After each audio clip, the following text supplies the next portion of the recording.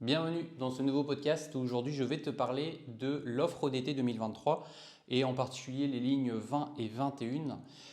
Je vais découper ce podcast en deux parties, à savoir la première partie qui va être consacrée aux évolutions de façon globale, générale, et en deuxième partie je vais te parler des évolutions qui ont été apportées entre l'édition, si tu veux, du dépliant horaire et l'offre actuelle, parce qu'il y a eu quelques petits ajustements en fonction des demandes des usagers.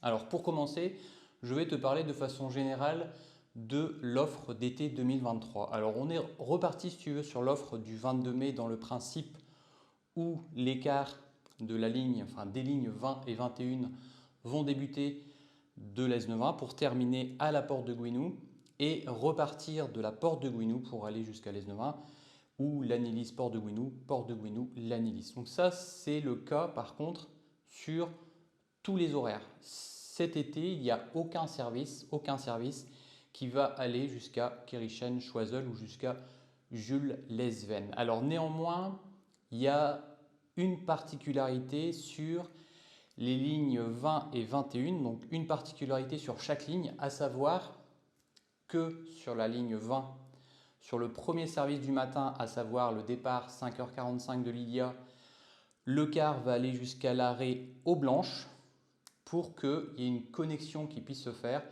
entre la ligne 20 et la ligne A, c'est-à-dire la ligne de tramway. Et sur la ligne 21, il y a une connexion aussi possible sur le premier service, à savoir départ 5h55 de l'Aisne-20, arrivée ensuite à la place de Strasbourg, donc l'arrêt Strasbourg-Albert-Loop, qui va permettre aux clients de descendre et de prendre aussi la ligne A, donc le tramway. Alors ensuite sur l'offre globale, comment ça fonctionne?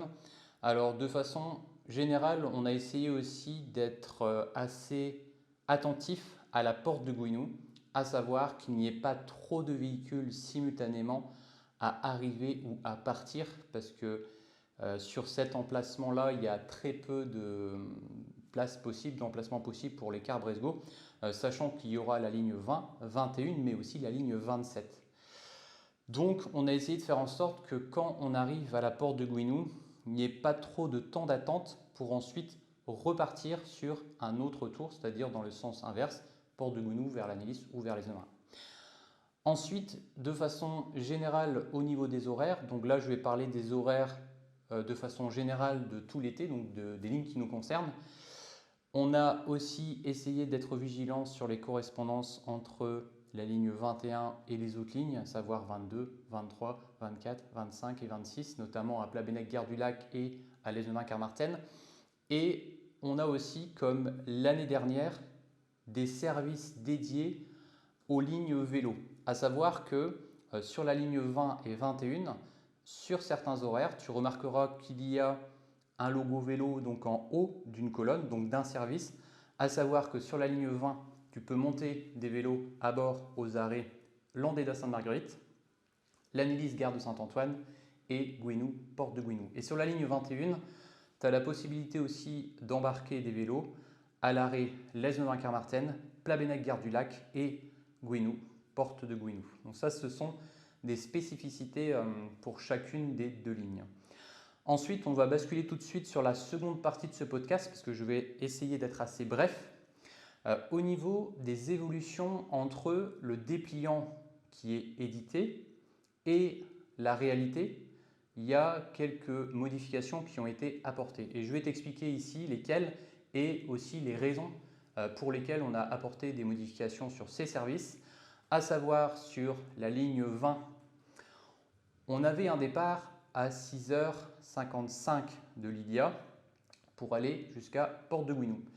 Sauf que le tram part, il y a un tram qui part à 7h40. Il n'y avait pas de possibilité, si tu veux, ce n'était pas possible que le car avec cet horaire-là arrive juste avant le départ du tram. Donc ce qu'on a fait sur la ligne 20, c'est qu'on a fait un décalage de 5 minutes, à savoir sur le dépliant, c'était indiqué 6h55, on a fait un départ à 6h50 de Pougarneau-Lydia.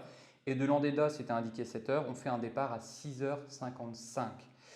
Et on a fait un autre petit ajustement sur ce service, à savoir que au lieu de mettre 25 minutes pour faire Plougarneau-Lilia, Lannilis-Gare de Saint-Antoine, on a mis 22 minutes. On a retiré 3 minutes pour pouvoir aussi partir de Lannilis suffisamment tôt pour arriver à la porte de Gouinou à 7h37.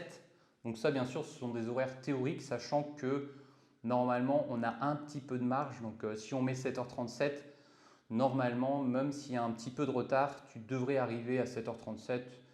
Mais après, voilà, si tu arrives plus tard, tu arrives plus tard. On a bien insisté, et c'est important aussi que je te le dise dans ce podcast, auprès des voyageurs, que on a effectivement pu décaler, mais pas trop, pour essayer d'avoir cette correspondance au départ de 7h40 porte de Gouinou avec le tram, sauf que ce n'est pas une correspondance qui est garantie. On a essayé d'ajuster au mieux parce qu'il faut savoir qu'il y a aussi des amplitudes à prendre en compte. On ne peut pas partir trop tôt par rapport à l'amplitude de travail des conducteurs et des conductrices.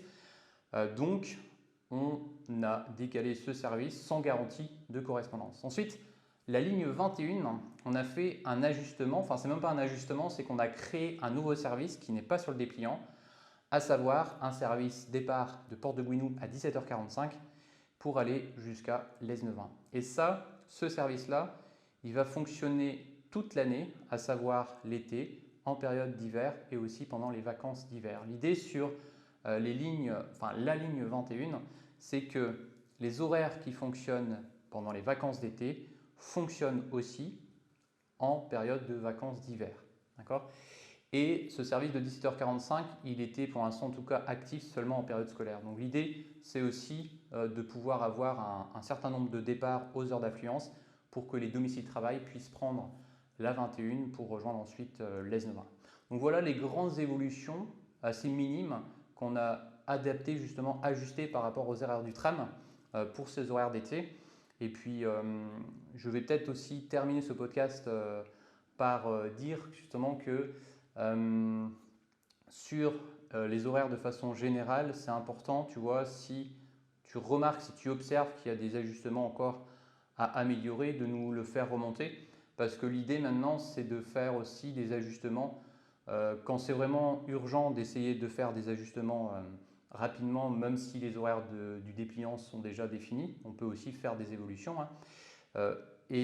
Si tu vois que justement, si tu observes qu'il y a sur des services, il y a des choses qui ne vont pas, de nous le faire remonter, parce que ça nous permet soit de faire la modification tout de suite, ou soit d'apporter une modification l'année suivante. Tu vois, c'est pour essayer de faire en sorte aussi d'être vraiment cohérent par rapport à la situation réelle. Et autre dernière chose aussi, avant de terminer ce podcast, c'est qu'à chaque fois qu'on apporte des évolutions, comme c'est le cas sur la ligne 20 et 21 que je viens de citer, à chaque fois on fait une infotrafic, on diffuse un infotrafic pour que les voyageurs qui sont inscrits ou ceux qui vont consulter brestgo.bzh puissent avoir l'info perturbation, comme quoi le service par exemple de 6h55 est passé à 6h50, comme quoi le service de 17h45 de Porte de Gouinou est créé jusqu'à l'Esnevin, etc. pour que vraiment la majorité des usagers puissent avoir l'info. C'est la fin de ce podcast et nous on se retrouve prochainement, donc ça risque d'être je pense dimanche prochain à 17h pour un reportage. Kienavo.